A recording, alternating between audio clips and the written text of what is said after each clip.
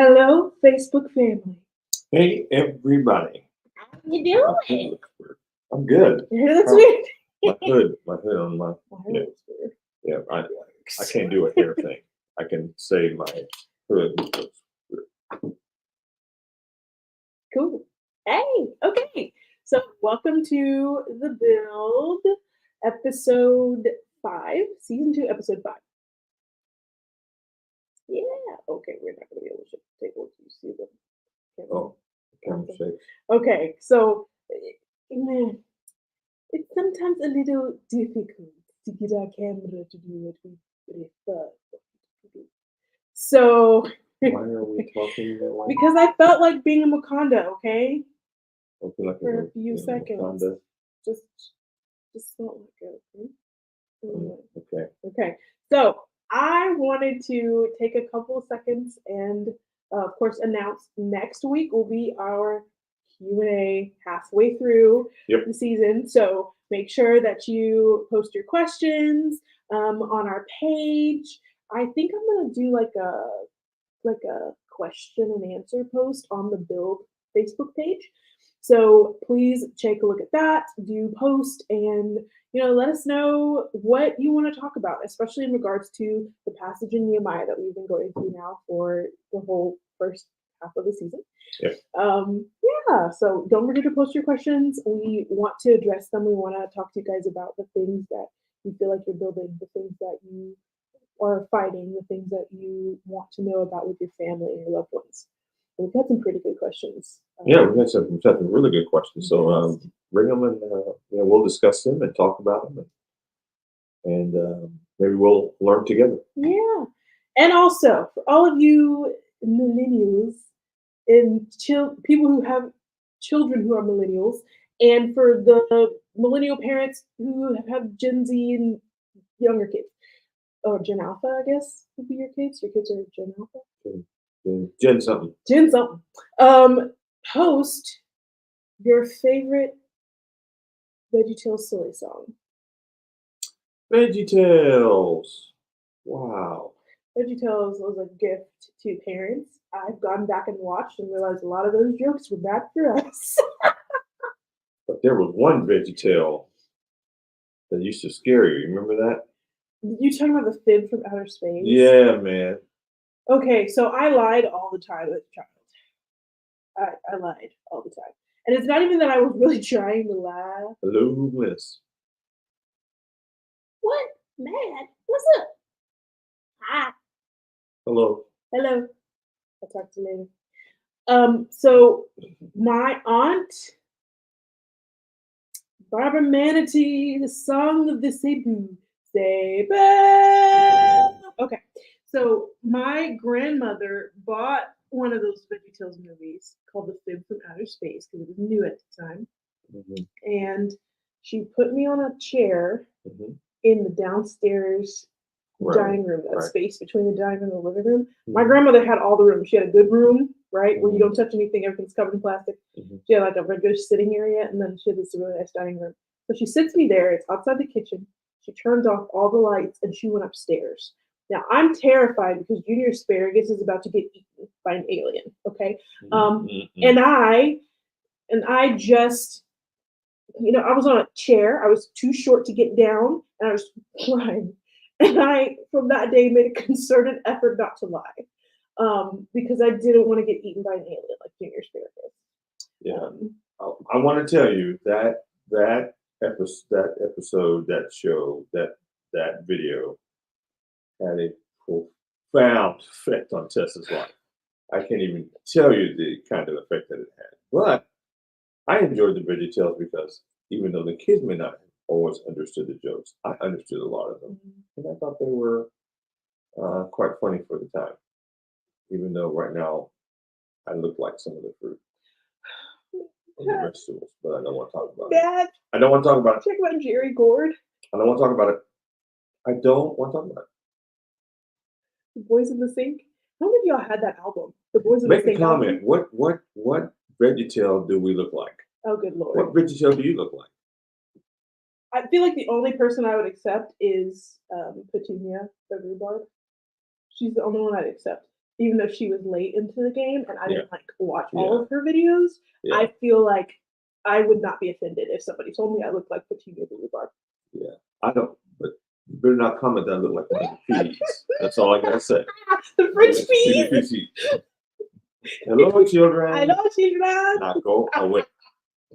Okay. Anyway, moving on. I felt like we deserved a little hilarity before we begin. Mm-hmm. So we've been in Nehemiah 4. Glenn says I look like Bob. Thank you, Tickly. I'll accept Petunia. I'll accept it. It's the hair thing, right? It's the hair thing. I don't think that's the only factor. Like I said, I don't want to talk about it. Okay, let's go back to our Bible study from Nehemiah chapter 4. Verse 14 is the one that we've been really kind of the focus for the whole series is on that. Mm-hmm. And you can go back and read that. We read through quite a bit of it last week and the week before. So if you want to look back at that, you can. And we were going to kind of highlight some of the things that we kind of rushed at the end. But one of the things we wanted to highlight was from Nehemiah chapter 4, verse 20, when Nehemiah talks about when you hear the sound of the trumpet, that's a signal to come and help us in a time of crisis when we're being attacked. Okay. Mm-hmm. And the word that is used there is the word shofar. Mm-hmm. It's interesting because the root word of shofar actually means pleasant. Mm-hmm. So the shofar sound, and I was talking with Tess before this that I did a little research, Googled it a little bit, and my phone turned off. I need that. And the idea of the shofar is it was made from the ram's horn. It was they would hollow out the ram's horn and make that the shofar. And the reason why they would make that the trumpet, and that's kind of what shofar is, a trumpet, is because they didn't want to use the horns of the cow because that would remind them of the golden calf that was in the wilderness. So they used the ram's horn, which I thought was an interesting fact. But anyways, Nehemiah says that when you hear that horn, that you come to our aid, run to our aid. And often the horn was also combined with shouting. Mm-hmm. Especially if you had a war going on, mm-hmm. you would hear the sound of the shofar, and then after that would be the war cry. Mm-hmm. And one of the passages that helped me with that is in Psalm 47. Clap your hands, all you people, shout unto God with the voice of triumph. And then it says, God ascends or rises with a shout. Mm-hmm. And that means that God is, some of the translations even use stirred up. And it's not that we turn God on or off with our shouting or our worship or our music or our life. But what it does do is it puts the emphasis on God and also declares to the people around us, we're really serious about this. So when Nehemiah said, when you hear the trumpet, this is a serious situation, come to our aid, come to help us, and get ready for war. So that's why he used that concept of the shofar, of the trumpet. So it becomes the rally cry. So I guess part of my thinking tonight is, what's the rally cry for your family? What's the rally cry for your family? What's the thing that you guys will gather around, focus on, think about, use as a launching pad to whatever is going to happen next? What is your rallying cry? And I'm going to say that one of the shofars, because we talked about weapons and tools, and in this case, the shofar is a weapon and a tool. Yeah, this is really good. Yeah, the shofar is a weapon and a tool. Yeah. It is a weapon because the shofar, the trumpet blast, says, "Come to our aid," but it is also an act of worship. Yeah. It's an act of worship unto God. And it's a tool because it is that rallying point and it communicates with the people around us. This is going on and we need help. Mm-hmm. So it is a tool and a weapon. The shofar, the sounding of the trumpet. And that was so important with the building of the wall. Because remember, we're talking about in this series, we laid a big foundation, but we've been really leading to this point about fight for your family. Yeah. When surrounded by enemies. Fight for your family surrounded by enemies. Even I would even say, fight for the gospel, and fight for yourself. When you fight for the gospel and your family, you are fighting for yourself as well. Yeah. So, with that said, if you want to review some of the things we talked about, you can go back and see the notes. We've got several sessions already in this series. Yeah. So I want to go back to this passage in Nehemiah 4 and talk about families. Mm-hmm. And it's verse 14, if I remember correctly, or verse 11. Which verse is it? I think it's verse 14. Yes, it's very Yeah. Would you read that for us? Okay. After I looked things over, I stood up and said to the nobles, the officials, and the rest of the people, "Don't be afraid of them. Remember the Lord, who is great and awesome, and fight for your families, your sons and your daughters, your wives and your homes." Fight for your families. Now, let's we've got to review this a little bit, but this is going to be so good. Now, remember, this is Nehemiah, right? Yeah.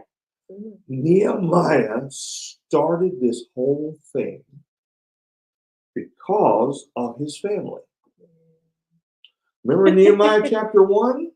Nehemiah chapter 1, he's the king's cupbearer. His brother comes from Jerusalem. Nehemiah asked, his brother's name was Hanani. And Hanani came from Jerusalem with some other men. And Nehemiah started talking with him. "What's up, bro? How you doing? How you feeling? How's it been going? How's it going back on the block?"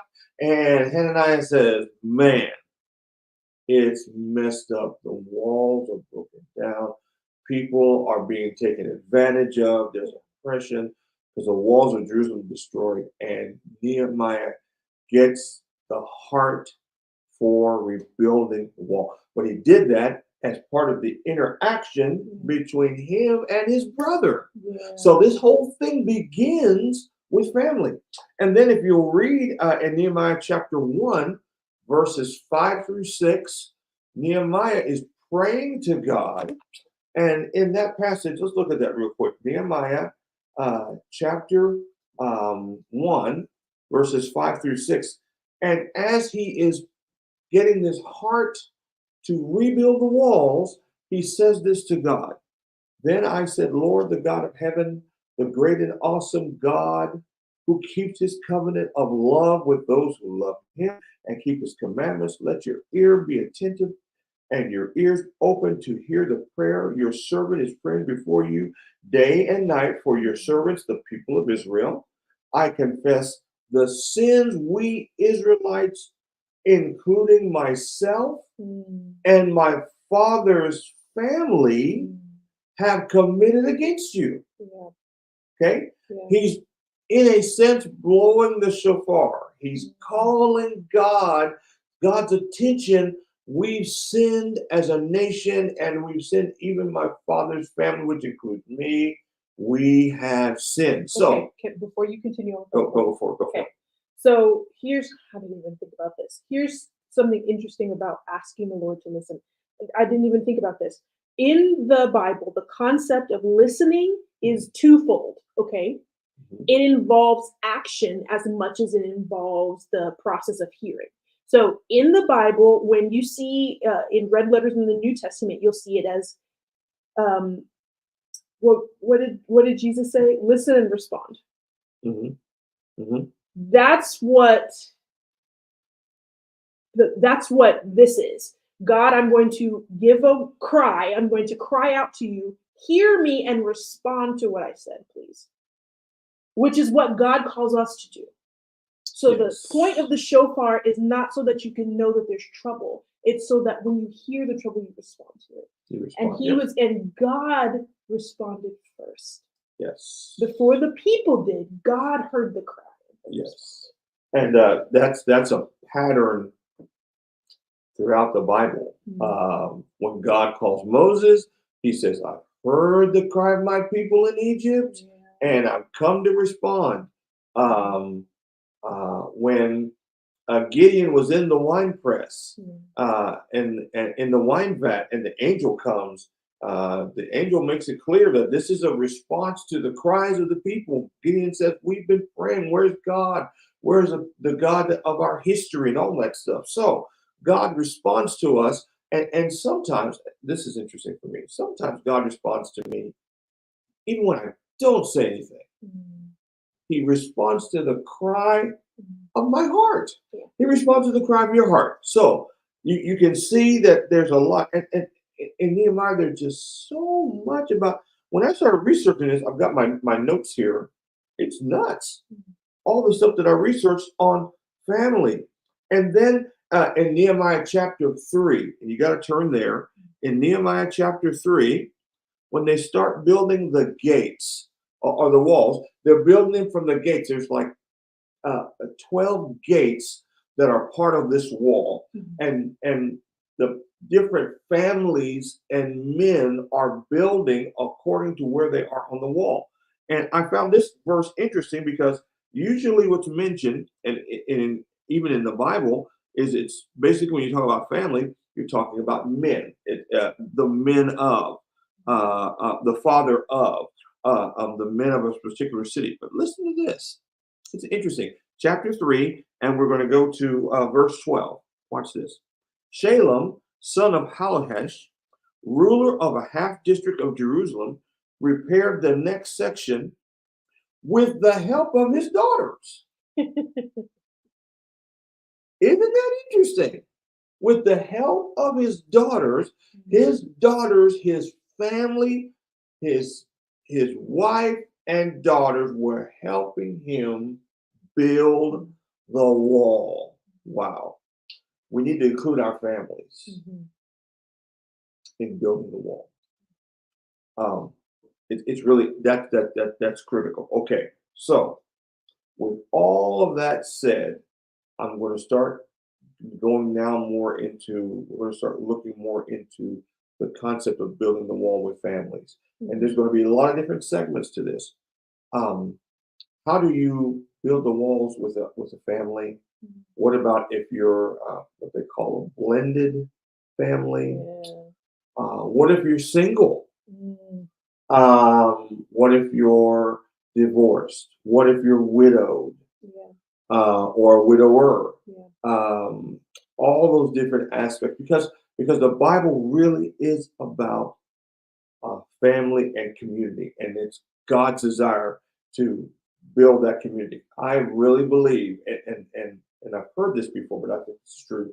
God's desire was Himself to build a family. Okay, so I started thinking, okay, Nehemiah is saying the rallying cry is to fight for your family. So what's a family? Well, there's kind of some concepts here. Listen to this, okay? A family is, of course, that personal group. It is called mispaha in the Hebrew. It's the family. It's what would be called the father's household is part of that family, okay? That's part of it. So you have a family. But then you have a bunch of families that are related. They would call that a clan. So you have a family, and then you have a clan. That's a group of families. And then you have an even greater extent of families that come from the same ancestor. You would call that a tribe. So you have a family, you have a clan, and then you have a tribe. And then from the tribes, scripturally, you build the nation. For Israel, they had basically 12 tribes. And if you want to get more into it, it could have been 14, if you want to say. If you include Manasseh and Ephraim, it would be 14 tribes. But basically, there's 12 tribes. And you can see that in the book of Genesis. Jacob's sons were the tribes of Israel, Judah and Benjamin and Joseph and Rehoboam. Not Rehoboam, but I forget the name of the first one. Reuben. So those were the tribes, okay? And that word family that's in the scriptures could be family or clan, depending upon how it's used, okay? So again, family, clan, tribe, nation. Okay, that's very important. Then you can see in the scriptures that the Hebrews really were into genealogies. I mean, there's a bunch of genealogies in the Old Testament and New Testament. The Old Testament begins in chapter 5 with the genealogy of Adam. Mhm. Okay? Which is a very interesting, guys. If you have, look, genealogies look boring, but if you've never studied a genealogy, start with the genealogy of Adam. Look at the meaning behind the names of his sons. Look at it. And look at even if you go to the New Testament and look at the genealogy of Jesus the Christ, he's got two, one through Joseph and one through Mary. Which is significant. Very significant. That doesn't happen in the Bible. That's a rarity. What's neat is both Mary and Joseph were descended from David, who was descended from Abraham, who of course was descended from Adam. Both of them. That's very important. And when you study the genealogy, especially in Matthew, of Jesus, there are some women that are mentioned in the genealogy of Jesus, and one of them is Rahab. I mean, if you want a story of God's power and grace and overwhelming, incredible strength, just read the story of Rahab. It is amazing. Okay. Anyways, so those genealogies are important because the Hebrews, yes, Glenn says there's 5 women mentioned in that genealogy. That's amazing. So the Hebrews were very much in the family. Yeah. As a matter of fact, that word mishpah that is mentioned about 300 times in the Old Testament. And most of them, if I remember correctly, I've got my Vine's dictionary that I got from McKay's. Well, I love it, man. It's 300 times, and the majority of them, as many as 100, as many as almost 250 plus, are mentioned in the first 5 books of the Bible. The Torah, which is the original 5, written by Moses, are based on family. The word, the greatest commandment or the greatest tenet of monotheism, hear, O Israel, the Lord our God, the Lord is one. They were supposed to say that to their children and to their children's children when they're standing up, when they're sitting down, when all of that. That's all important about that phrase, that phraseology, that tenet was used primarily for family. And then they obey the father and mother, right? The first commandment with a promise. First commandment with a promise. I mean, all of that is as a matter of fact, that the Decalogue, which is the 10 commandments, were supposed to be read and studied as family. Okay. Let me give you a little thought about that. Okay. We're running out of time. That's one of the reasons why I believe right now we are struggling in our country. We've got it reversed. Yeah. The ideas of moralism. Yeah. The ideas of the Judeo-Christian ethic were supposed to be taught in the home first. Yes. Yes. Then the classroom. Yes. The classroom was to confirm what was taught in the home, but we reversed it and made the school the primary place for morality. And they can't do it because they don't really have a biblical base anymore. The biblical base for morality is the home.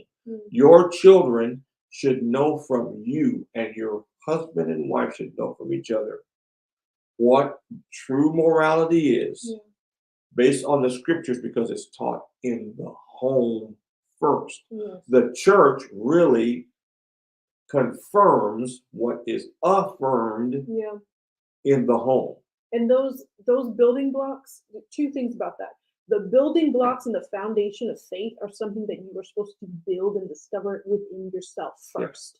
So that when you come to the community of believers, you're all operating under the same basic understanding. Okay, it's the stuff you can't get in church. You go to service after service, you try church after church, and you're still hungry, you're still thirsty. You know there's something's missing, because that personal relationship with Christ is where He builds the foundation into you. It's where He gives you and renews you and restores you, and that's why it's important for fathers and mothers, especially fathers. It's important for mothers too, but mothers are natural nurturers. Fathers are protectors, and they guide a family, okay, because they're the head. It is important for fathers to read scripture to their children out loud. teach their children how to pray. Give them the basic tenets of their faith so that later, when they're making their own choices, they have somewhere to spring off from. They're not just starting with nothing. And the second thing is, let me encourage you who didn't have it, who did not have parents who taught you the scriptures, who did not have people to impart that stuff in you. You missed it, or you weren't paying attention, or you just didn't have them because they weren't there. God is the greatest father there ever has been. And for whatever you didn't have when you were young, he can supply it to you, multiply.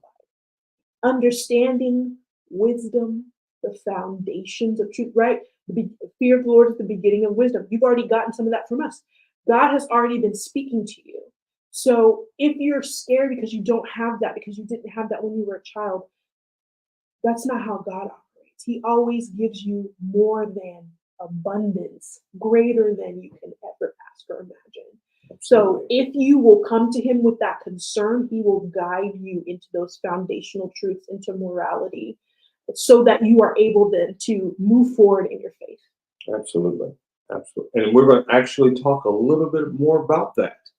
God is the Father of all. And wow. Okay. You're talking my stuff, man. Good. Now, there's actually 2 or 3 places in Nehemiah where there's actual genealogy. Nehemiah chapter 7, Nehemiah chapter 11, Nehemiah chapter 12. There's actually a listing of peoples and groups and families and kins and all of that, including the Levitical priests, including some of the people that were leaders, and even just regular common folks. And he even lists them and then numbers them. Okay? That's very important. Here's the thought that came to me from this. You need to have a record of your family. Your children should know who grandma and grandpa is. They should know who great grandma and grandpa is. You should have some people in time past have used a Bible, had an old Bible that they would hand down, written down with the names of their children, with their genealogy, their family tree. There's some Bibles you can actually purchase like that. There's a lot of stuff online you can look at and build your family tree, but you need to have that. You need to have some record of your family. And I'm going to piggyback a little bit on what Tess said. God is your father. God loves you, right? So how did they get this information passed from generation to generation? They spoke to each other and they memorized it. Memorize the scriptures. Memorize your family tree. Know who Aunt Phil is and Aunt Sarah is and Uncle Bob is and Pookie and them are. Know all of that. Okay. Learn that. Keep in touch with you. There's so many different tools now in the media you can use to do that with. Okay. So keep up with that. Then Nehemiah chapter 10, the people decide that they are going to follow the law of God given through Moses, and they're going to do it as families. They have decided together as the family of God to obey what the law of Moses says. They've affirmed that as a family. Have you affirmed your family in the faith? What do you guys believe? And you're going to have to really start thinking about this, because out in the world, especially because the church has somehow given academia away. When our kids go off to school, when they go to not even college anymore, but high school, middle school, and our faith is being challenged in the classroom.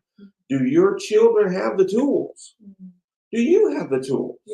Because those things, when they challenge us about our faith, they can create doubt.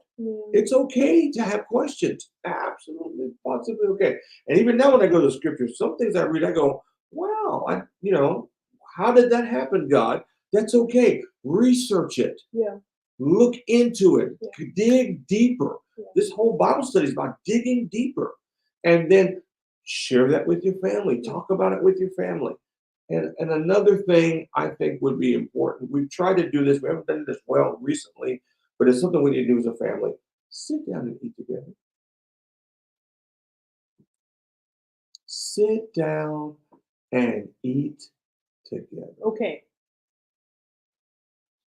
The word for family in Japanese is people who eat together. Wow. That's the word Japanese? That's the word in Japanese. People who are from the Greek heritage talk about how their parents don't necessarily say "I love you"; they feed them, And that's their expression. and that's their expression of love. There's something to be said about nourishing the body in community. Even Jesus, he was adamant that they have the supper together before he died. Absolutely. The Lord's Supper. Bring close the 12, the people who were in his inner circle, and eat with them and bless them before they left the table. Wow. You want to do an interesting Bible study? Just go to the Gospels and look up every time that Jesus ate. I'm serious. It will blow you away. The woman that came in to worship him with her hair, the oil, all that was at a meal. Lazarus and that woman and he was a honey pork chop. Lord Jesus mercy. Thank you, Lord. And the Simon the leper that was at his house, that was during a meal. Jesus, one of the greatest miracles in the gospel, Jesus fed 5,000 plus women and children. Look at all the things in the ministry of Jesus around food. It'll blow you away. And the early church in the book of Acts, they would come together and eat together to discuss God's word. Yeah. They would break bread together. That was the phrase. So all just come together, okay? Do things together. Now, just got so much. Okay. Now, why is that important? Why would Nehemiah say, fight for your families? Why would you have a genealogy? Why would you obey God's law? Because in Genesis, God gave a special promise to Abram. In Genesis chapter 12 and verse 3, he said, whoever curses you will be cursed. Whoever blesses you will be blessed. And by this shall all families of the earth be blessed. That promise goes back to the beginning, to Genesis chapter 1. And I want to end with this. Now, I'm going to put the notes up later on. They'll be later on up this week. You need to get the notes. You need to study everything that we've said. Think about it. Contemplate it. As a matter of fact, when you said something about pausing, would you say something about pausing or thinking, contemplating, thinking about stuff? That word Salah that's in the Psalms, that's what we think that's what that word means. We think that word, it's really when you read something and you see Salah, you're supposed to stop. Think about it. Ponder it. Then go back into worship again. But that thought is so powerful, you're supposed to stop, chew on it. Think about it. Okay? Now, think about this. Genesis chapter 1, verse 26. There's two covenants I want to talk about. And these are the undergirding themes of family. Okay? This is important. And you're going to really see this in Nehemiah, with all the stuff that goes on in Nehemiah. Number 1, verse 26 of Genesis chapter 1. There's a covenant within the triune Godhead. Let us make man in our image after our likeness, and let them have dominion over the fish of the sea, the birds of the air, and over every creeping thing that creeps on the earth. Okay? So there's an agreement in the triune Godhead that says we're going to make man. Okay? And that's humankind. We're going to make humanity. Verse 28, there's the Adamic covenant. Adamic, the Adamic covenant. Genesis 1:28, when God blessed them, he blessed them. Let me tell you something. I don't care what your background is. Doesn't matter if you had a good dad or a bad dad. Good mom, bad mom. If you have tough relationships, and we talked about that last time, basically from the first family, they were dysfunctional. Think about it. The first family was dysfunctional. Very. Okay? So you come from a dysfunctional family. The promise of Genesis chapter 1, verse 28, God says you're blessed. Yeah. And he said that word blessed is the word barak. It means to bow the knee. Now, you can bow the knee in worship to God, or it can be the one greater than you that bows the knee to bless you. Mm-hmm. I believe in this case, God bowed the knee to bless Adam and Eve because he made man, humankind, but blessed them. Yeah. Watch this. God says 4 things.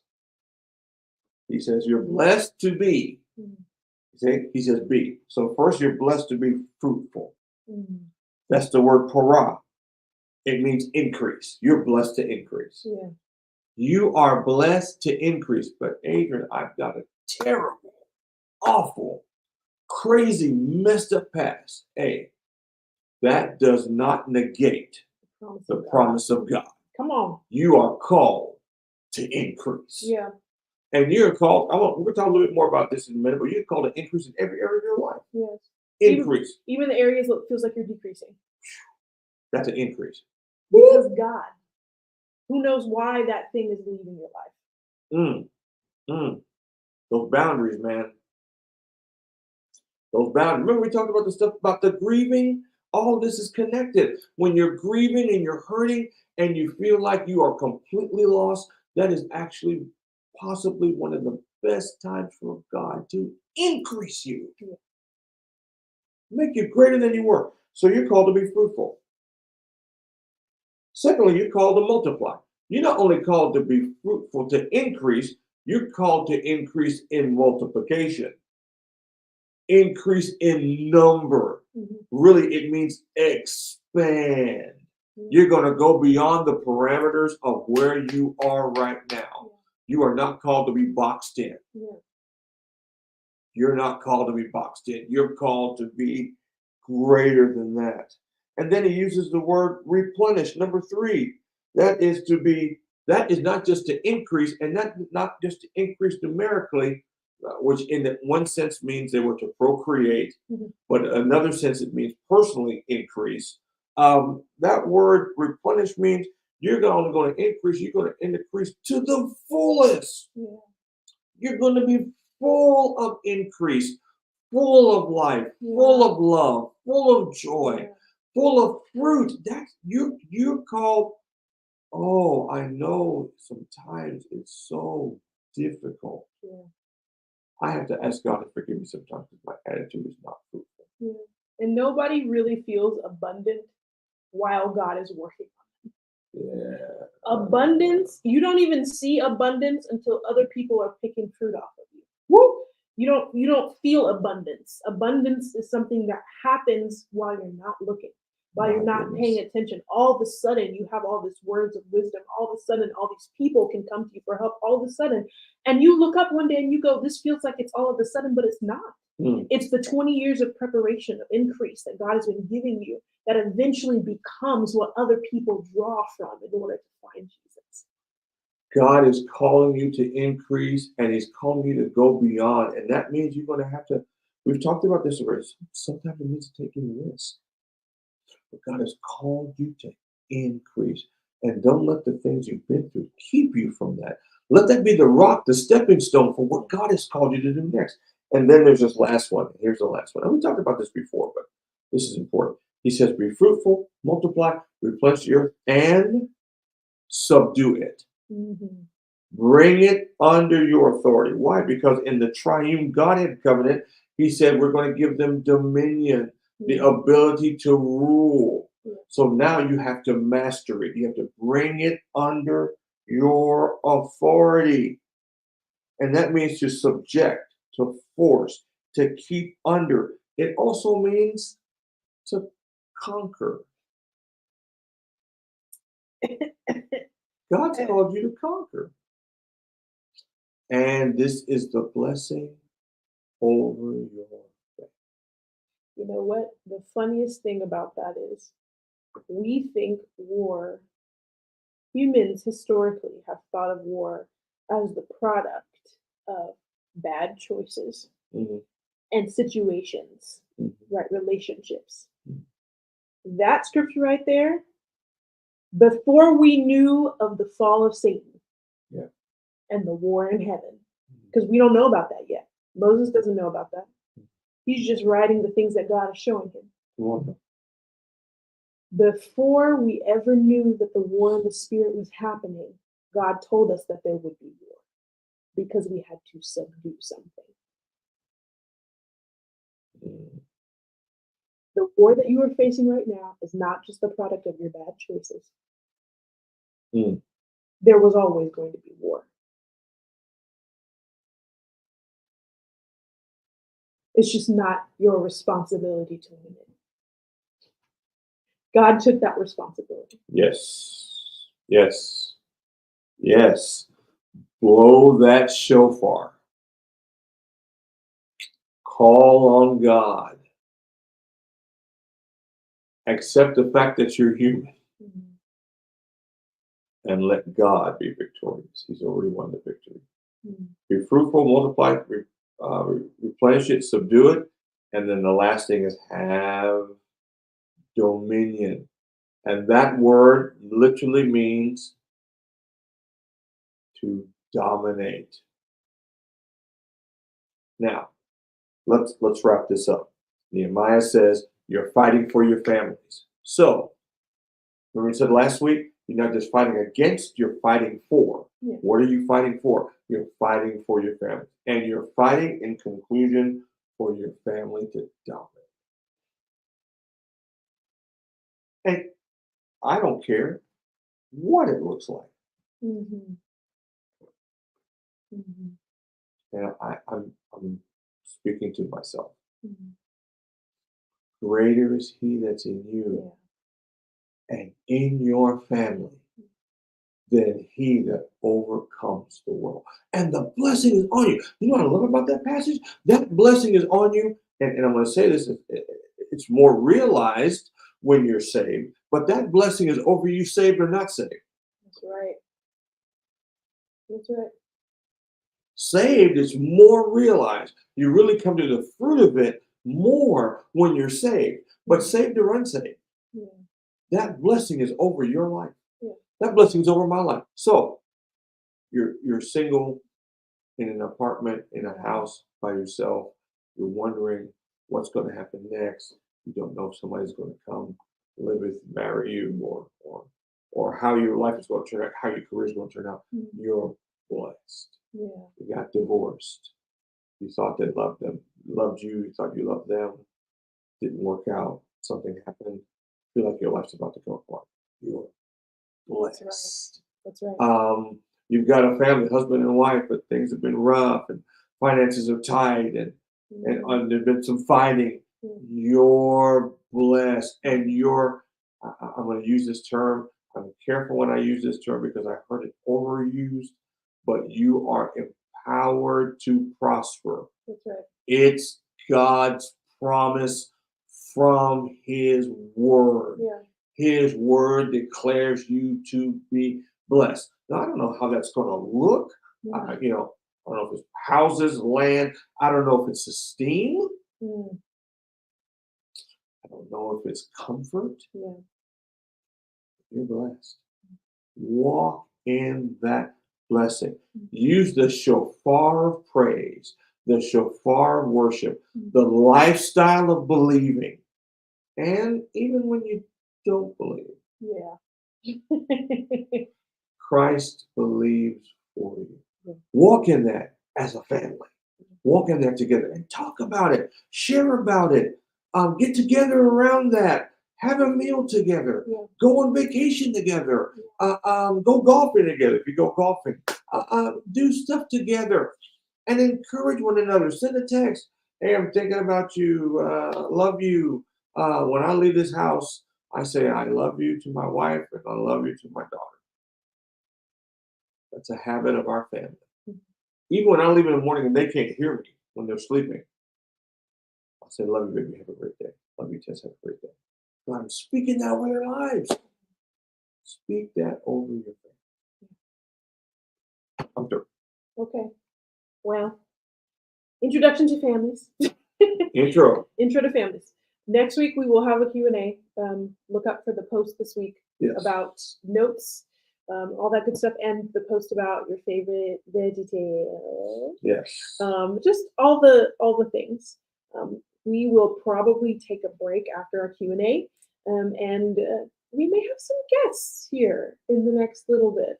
It's gonna be awesome. You gotta see. You gotta come back. You got to. Yeah, please do. And be encouraged, especially those of you who look around and you don't see much family. Be encouraged and know that God is a provider, and He will provide all that you need. Everything. Okay. Well, good night, y'all. Love you guys. Have a great rest of the week. See you next week.